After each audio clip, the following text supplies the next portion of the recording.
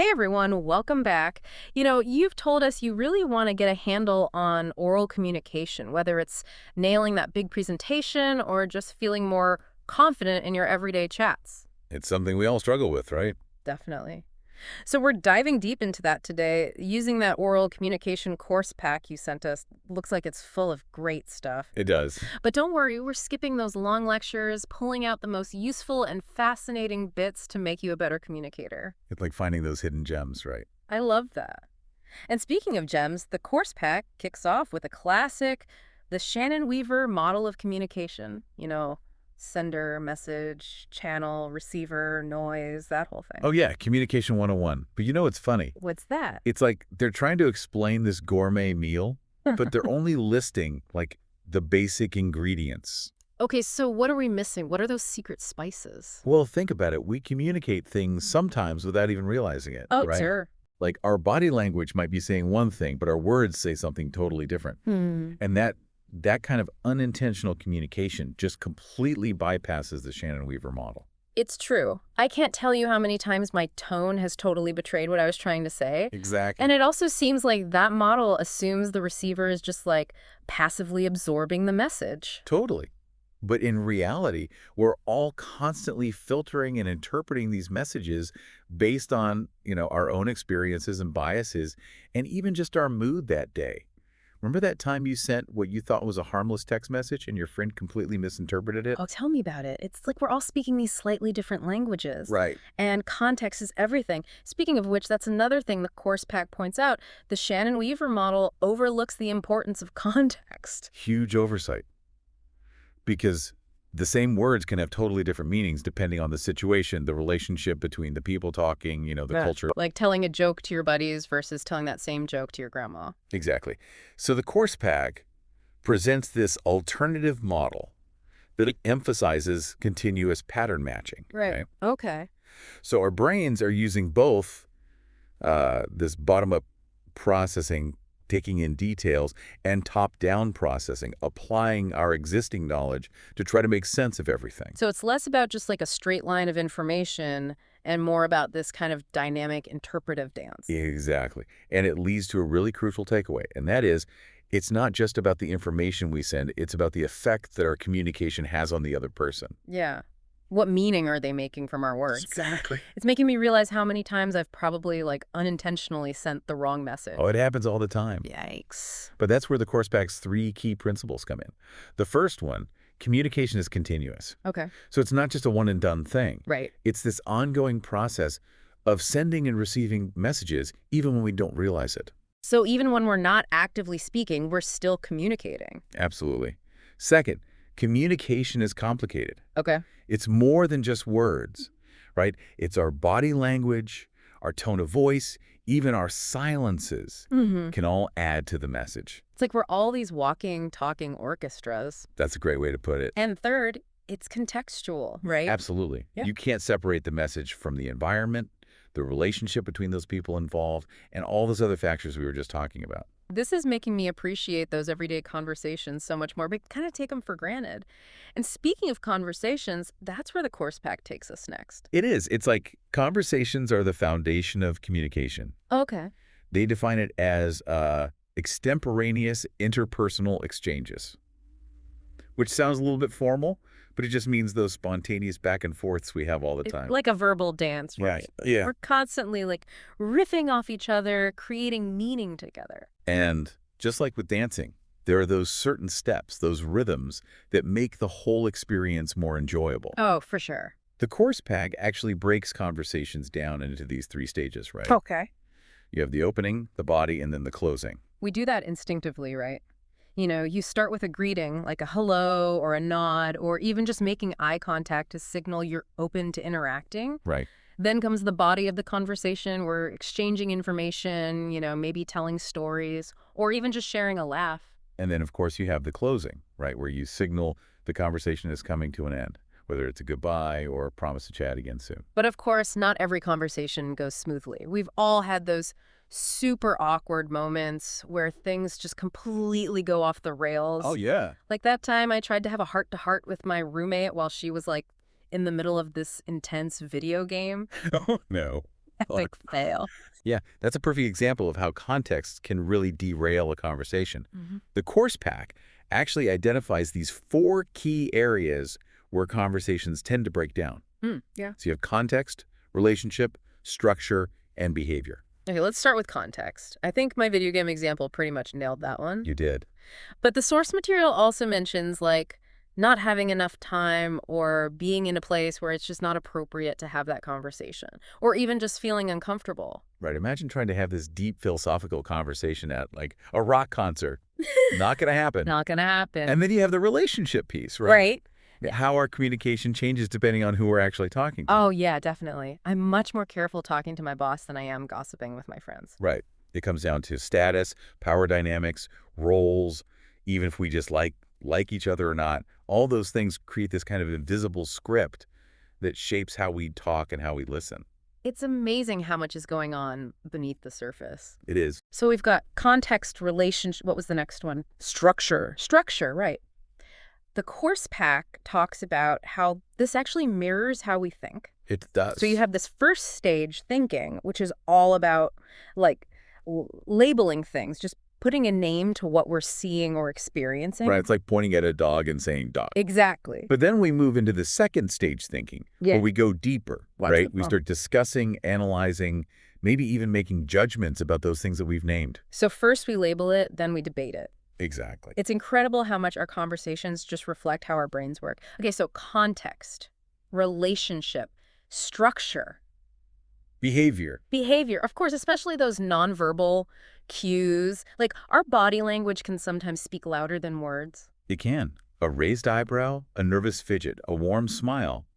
They can completely change the meaning of our words. Totally. And the source material dives into how tricky these nonverbal signals can be. I mean, they're often ambiguous. They can be interpreted in all sorts of ways. Absolutely. And they're constantly flowing right alongside our words, which just adds another layer of complexity. It's like we're juggling these multiple conversations at once. We are.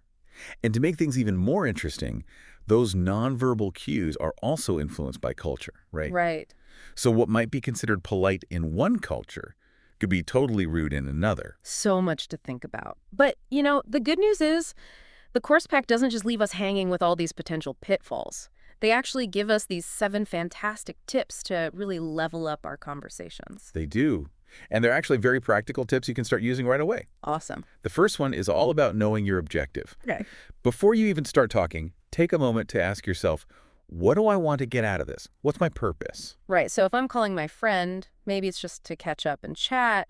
But if I'm like talking to my coworker, I probably have a more specific goal in mind, like getting feedback on a project. Exactly. Having that clarity on your objective can really improve your communication, make it way more effective. This is already making me rethink how I approach conversations. Okay, what's next? Structure. Okay. So the course pack actually suggests we kind of divide our conversations into these clear segments, right? Okay. Like past versus present, or problem versus solution, or even just using this request and answer format. Okay. This makes it easier to follow and ensures you're actually covering all the bases. So it's like you're creating this mental outline for the conversation. You are. Oh, and that reminds me, the course pack also stresses summarizing those key points throughout the conversation. Yes. Touching on those main points at the beginning, maybe during transitions, and definitely at the end, just to make sure everyone's on the same page. It's like making sure we all have the same map before we set off on this journey. Love it. So we've got objective, structure, and summarizing. What else? Next up is managing time. Okay. You got to be respectful of the other person's time and definitely be mindful of the overall time that you have. I mean, nobody wants to feel trapped in an endless conversation. Especially if you're the one trying to escape. Right. And then one of my favorite tips is finding common ground. Okay. It's about actively looking for that shared territory, those points of agreement or understanding that create a much more collaborative, enjoyable conversation. So even if you disagree on some things, you can still find that common ground to build on. Absolutely. Yeah. It's a powerful way to build rapport. And of course, we can't forget about active listening. Right. So it's more than just waiting for your turn to speak. Oh, way more.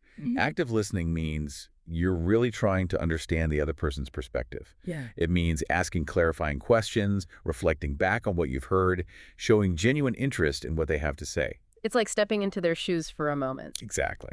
Okay, so we've got Objective, structure, summarizing, managing time, finding common ground, active listening. What's the last one? Be adaptable. Okay. It's kind of like, just like a chameleon changes its color to blend in, we got to adjust our communication style to the person in the situation. It's like how I talk to my little nephew versus how I talk to my boss at work. Exactly. Now, of course, mastering these tips, that takes practice and self-awareness. But even just making some small adjustments can have a huge impact on your conversations. This is making me feel so much more confident already. Now, let's shift gears a little bit and talk about persuasion. The course pack moves from those conversations where we're looking for shared meaning to situations where we're specifically trying to influence someone, right? Right. Like their thoughts, their actions. But before we jump in, I think it's important to emphasize, persuasion isn't about manipulation. It's not about trickery. It's about effectively and ethically sharing ideas that you truly believe in. So it's not about getting someone to do what you want. It's about presenting your ideas in a way that actually resonates with them. Exactly.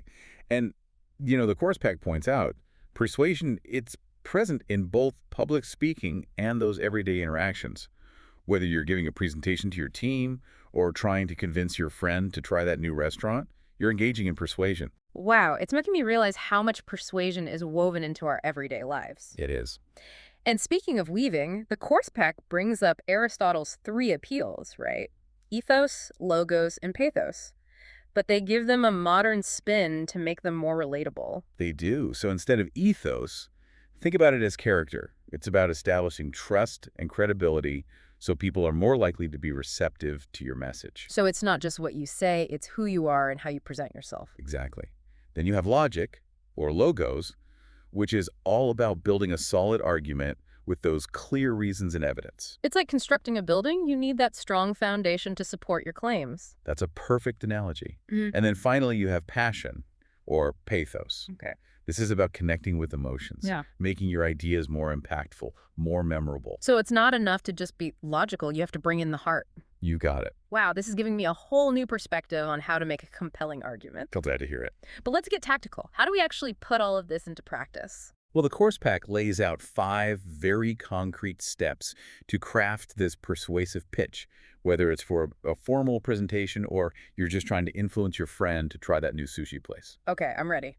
Hit me with step 1. Step 1, identify your core idea. Okay. So it's about distilling your message down to its essence.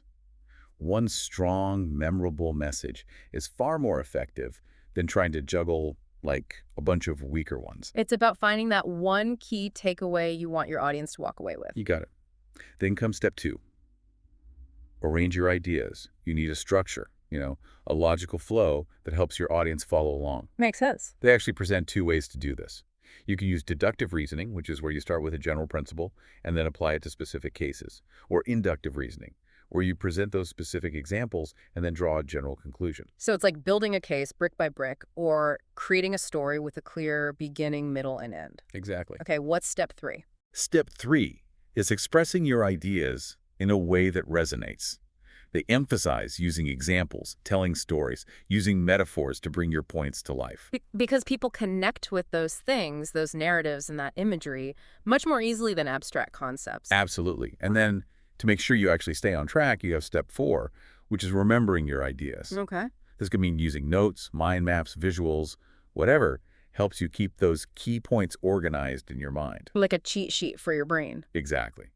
And then finally, you have step 5, effective delivery. Okay. This covers everything, like making eye contact, using your voice well, paying attention to your body language. These are all the elements that take your message from the page to the heart. It's like taking all that preparation and turning it into a performance. It is. And the course pack actually concludes this section by reminding us that becoming a more persuasive communicator, it takes ongoing practice and self-awareness. So true. Well, this has been an awesome deep dive already into the fundamentals of oral communication, from everyday chit-chat to, like, delivering a powerful speech. It has. Welcome back. Ready to keep exploring the world of oral communication. Absolutely. I'm especially excited to get into the practical stuff, like how to actually craft a compelling speech. Sometimes I sit down to write something and just draw a blank. I hear you. But the course pack actually does a great job walking you through the process step by step, like they've anticipated every single question you could have. Perfect. Where do we even begin? Well, they start by talking about mindset. It's not about having to make this speech. It's about having something valuable to share. When you think about those speakers that really grab your attention, it's because they genuinely believe in what they're talking about. So true. Passion is contagious. It really is. So once you've embraced that mindset, the next step is getting clear on your purpose. Why are you giving this speech? Is it to inform, to persuade, or just to entertain? Each one has its own unique set of goals and strategies. Right, and that's where understanding your audience becomes super important. It's like planning a trip, right? You got to know where you're going before you can figure out the route. Absolutely. And remember how we were talking about those different levels of understanding? Well, you got to consider which levels you're aiming for with your speech.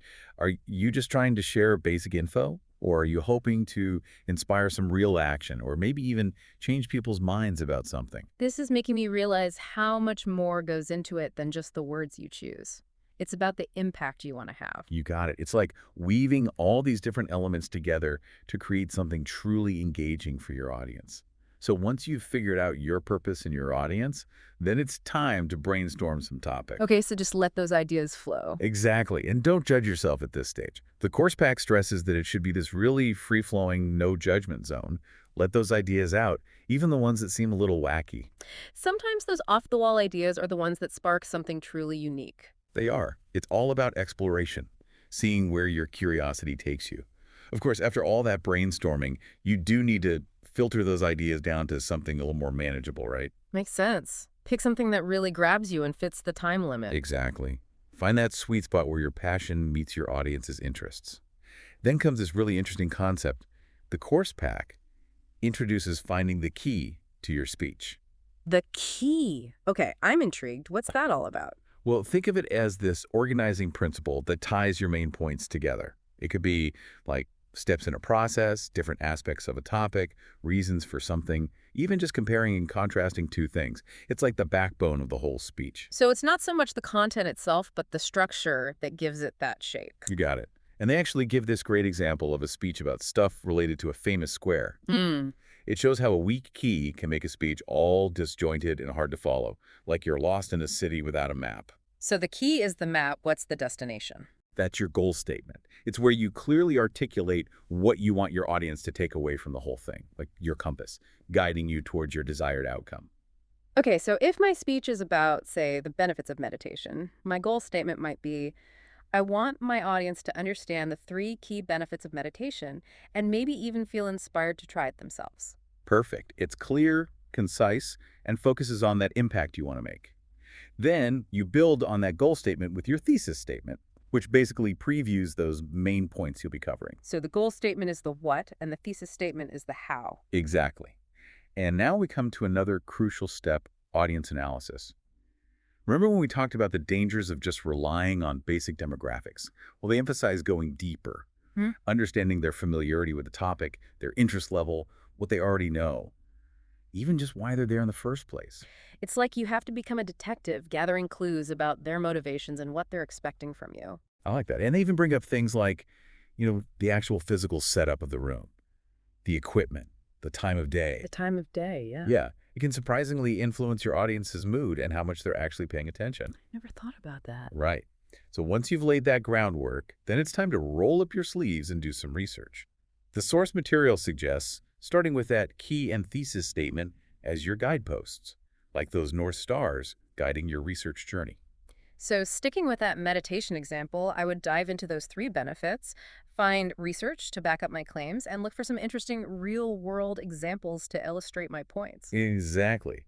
And they recommend checking out a variety of sources, the internet, of course, library resources, even interviewing experts to give your material more credibility.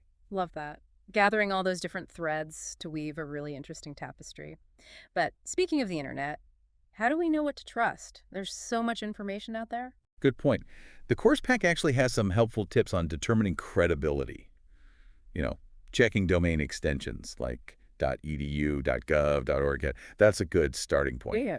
But you also have to critically evaluate the content itself, right? Right. Separate the facts from opinions. Just because it's online doesn't mean it's accurate. It's like being a detective. It is. Yeah. You're looking for those clues to determine the authenticity of the source.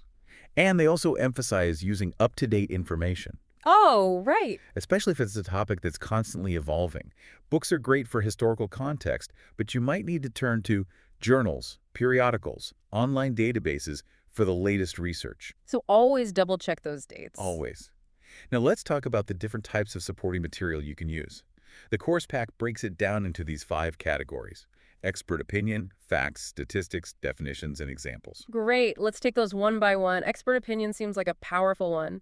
Adds that credibility, especially if it's from someone who's like a real authority in the field. Exactly. And then you have facts, those verifiable pieces of information, like dates, names, events. Hmm. They provide that solid grounding for your arguments. And what about statistics? I feel like those can be really powerful too. They can be. But the course pack actually cautions against just throwing a bunch of numbers at the audience. Right. You have to present them in a way that's meaningful, that they'll remember, and always cite your sources. Transparency is key. What's next? Definitions. These are crucial for clarifying any jargon your audience might not know. You want everyone to understand what you're talking about, right? Makes sense. Like if I'm giving a speech about cryptocurrency, I'd probably want to define things like blockchain and Bitcoin so people aren't completely lost. Exactly. And finally, you have examples. These are the stories, those anecdotes, real-world illustrations that really bring your points to life. They're like the sprinkles on top. I love that. They make your speech more appealing and memorable. And now comes the organizational part.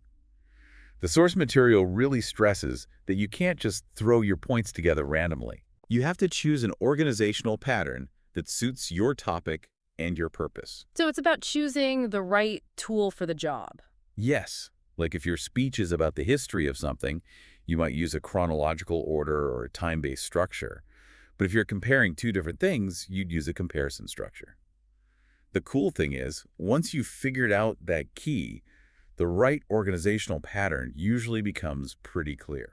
Like 2 pieces of a puzzle fitting together. Speaking of which, now we get to put all the pieces together, Agata. Time for the outline.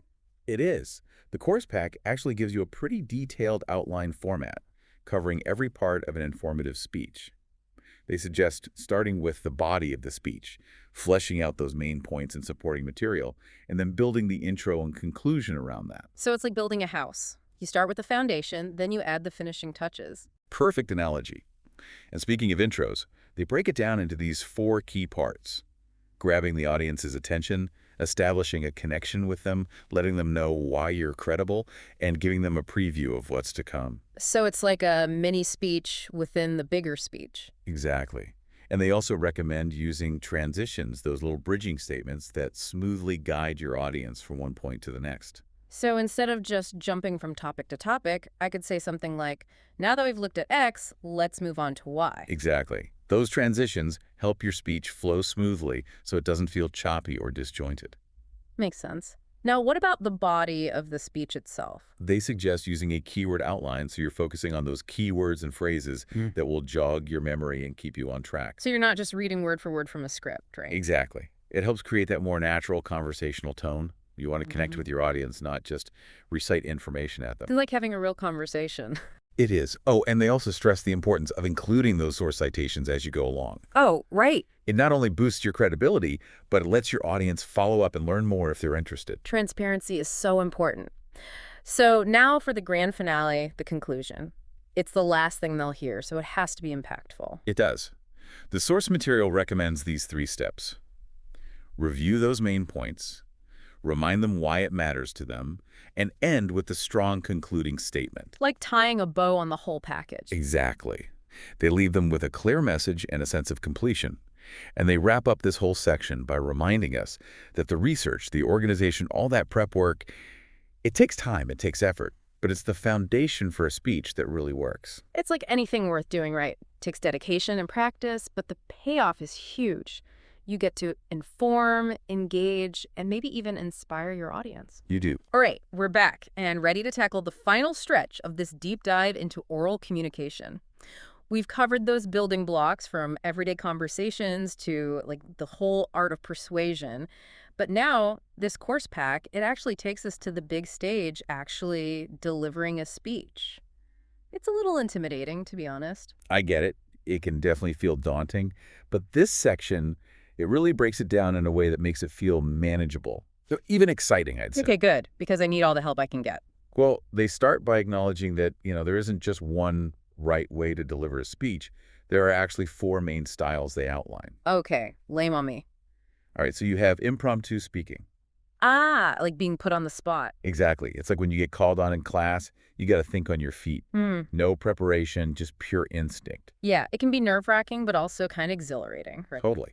Then there's the manuscript style. This is where the speaker reads directly from a prepared text. Okay, makes sense. It's common for like really formal occasions, presidential addresses, Yeah. where every single word has got to be just right. Yeah, I can see how that would be important, but I imagine it could also sound a little stiff if not done well. Yeah, it can definitely lack that personal connection with the audience. And speaking of connection, the memorized style aims for that polished delivery by, well, memorizing the whole speech. Oh, wow. That's intense. It is. And while it can be super impressive when it works, the pressure, I can't even imagine. What if you forget a line? Right. It can be tough to recover gracefully, and often, even when perfectly memorized, it still might lack that natural conversational feel that really grabs an audience. Which brings us to the extemporaneous style, which the course pack seems to really favor. What's the secret sauce there? I think it strikes that perfect balance between being prepared and still sounding spontaneous. Mhm. You're speaking from notes or keywords, so you're organized and on track, but you also have the freedom to adapt to the situation, respond to your audience, and let your personality come through. It's like having a roadmap, but being open to those scenic detours along the way. I love that analogy. Right. And to really nail that conversational tone, they have this great tip. Imagine you're just chatting with a friend over coffee. That's such a good idea. It helps you relax, connect on a personal level, and let your authentic voice shine through. Now, let's get into some of those finer points that can really make or break a speech, like articulation, pronunciation, and grammar. Okay, those seem pretty basic. They are, but they're so important. They can really influence how your message comes across. They emphasize clear, precise articulation, pronouncing those words correctly, and using proper grammar. Yeah, it shows you respect the language and care about getting your message across clearly. Exactly. And they also point out some common vocal pitfalls to watch out for: speaking too fast or too slow, not projecting your voice enough. And then there are those vocalized pauses, the ums, the aras, all those little filler Those words. are the worst. I know, right? Yeah. They can really distract the audience. To avoid those traps, they recommend practicing different techniques to improve your breathing, your pace, and adding some vocal variety. So it's like a workout for your voice. Exactly. It helps you build strength and stamina and flexibility. Speaking of flexibility, let's talk about visual aids. Oh, my favorite. I love a good visual. Me too. They can be so powerful for explaining complex ideas, engaging the audience, and making sure people remember what you're saying. But like any tool, gotta use them wisely, they caution against overdoing it. The visuals should enhance your message, not become the main attraction. It's like seasoning a dish. You want to complement the flavors, not drown them out. Perfect analogy. They recommend keeping those visuals short and sweet, no more than like 5% of your total speaking time. No death by PowerPoint. Amen to that. But okay, before we even get to the visuals, there's that whole pre-speech jitters thing. Any advice on dealing with stage fright? Oh yeah, everyone gets nervous. The course pack actually suggests some really helpful techniques: deep breathing, light exercise, even just positive self-talk. It's like a pre-game ritual. Exactly. And they also remind us to be mindful of our own energy levels. If you're not a morning person, don't schedule a speech for 8 a.m. Words to live by. But okay, let's be real. Even with the best preparation, things can go wrong during your speech. Oh, absolutely. And that's where those adaptability skills come in. They offer some great strategies for handling those curveballs with grace. Like, what if you're facing a totally disengaged audience? Well, they suggest trying to re-engage them by moving around, making things more interactive, or even tailoring your message to make it more personally relevant to their lives. Like throwing out a lifeline to bring them back in. Exactly. But then there are those more disruptive audience members, the ones who are talking or texting or just like completely zoning out. Oh yeah, those are fun. What do you do? It can be tricky. They recommend addressing the behavior directly, but politely, or maybe redirecting their energy in a positive way, like ask them a question or acknowledge their comment and weave it into the conversation. It's like turning a negative into a positive. But what about those truly challenging people, the ones who are hostile or argumentative? Those definitely require some finesse. They recommend staying calm acknowledging their perspective, and sticking to your points with evidence and reasoning. So stay grounded in your knowledge, but also be respectful of their right to disagree. Exactly. Now let's talk about a slightly different angle, critiquing others. It's a skill we don't often think about, but it's super important for growth, both for the person receiving the feedback and the one giving it. I think people are sometimes afraid to give feedback because they don't want hurt feelings, right? I know, but they frame it as an opportunity for growth, a way to help each other improve those communication skills. I like that. And they emphasize giving specific, objective feedback, focusing on the performance itself, not making it personal. So instead of saying, that was boring, I could say, I think the intro could be more engaging. Maybe try starting with a story. Exactly. And they also remind us to use I statements instead of those accusatory you statements. It creates a safer space for feedback where everyone can feel good about learning and growing. Wow, it makes you realize we all have a role to play in shaping each other's communication skills. It's a two-way street. It is, and it takes practice. But the more we embrace that opportunity to give and receive constructive criticism, the better communicators we all become. Well, I think we've just about mined every gem from this course pack. We've covered the fundamentals, dived into the art of conversation, and even mapped out how to craft and deliver a persuasive speech. It's been a fantastic deep dive. It has, and I hope our listeners walking away feeling empowered to put all these amazing tools into practice. I hope so too. Because remember, communication, it's a journey, not a destination. Yeah. Keep practicing, keep learning, and most importantly, keep having those meaningful conversations that connect us all. That's a perfect note to end on. Thanks for joining us on this deep dive into oral communication. We'll see you next time.